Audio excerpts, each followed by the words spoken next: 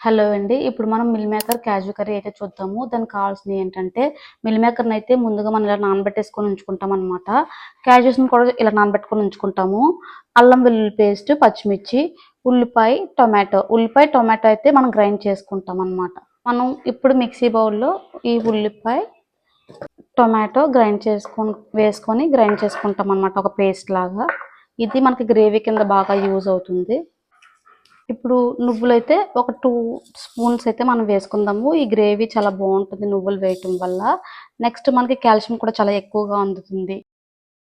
ముందైతే కడాయి తీసుకొని అందులో కొంచెం ఆయిల్ వేసుకొని, అందులో మనం కరివేపాకు అయితే వేసుకున్న తర్వాత పచ్చిమిర్చి వేసుకొని, అల్లం వెల్లుల్లి పేస్ట్ కొంచెం వేసుకుంటాం కలుపుకొని. కారం అయితే వేసుకుంటాం, పసుపు అయితే వేసుకుంటాం. వేసుకొని కలిపేస్తాం. టమాటా, ఆనియన్, నువ్వులు ఉంటుంది కదా అదైతే వేసేస్తాం దీంట్లో. వేసి కలుపుకుంటాం. కట్ చేసిన క్యాప్సికమ్స్ కూడా ఇందులో వేసేస్తే మగ్గుతాయి. ఇప్పుడు సరిపడగా సాల్ట్ అయితే మనం వేసుకుంటాం.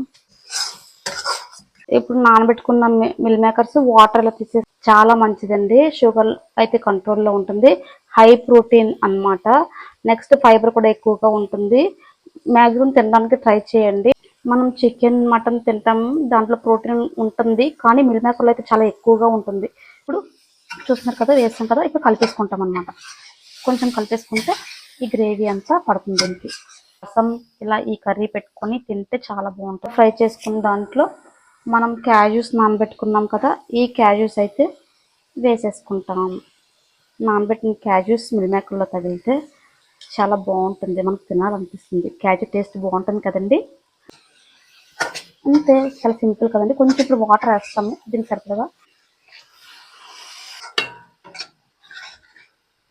ఇవి నానబెట్టినాయి కాబట్టి చాలా త్వరగా కుక్ అయిపోతాయి. క్యాజ్యూస్ కూడా నానబెట్టినాయి కాబట్టి చాలా ఫాస్ట్గా అయిపోతుంది కర్రీ.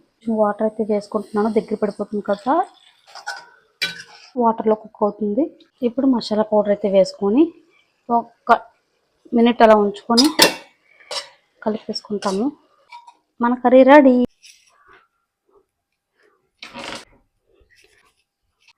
చూసారు కదండి, కర్రీ చాలా త్వరగా చాలా ఈజీగా మనం చేసుకోవచ్చు. ఎవరైనా చేసుకోవచ్చు.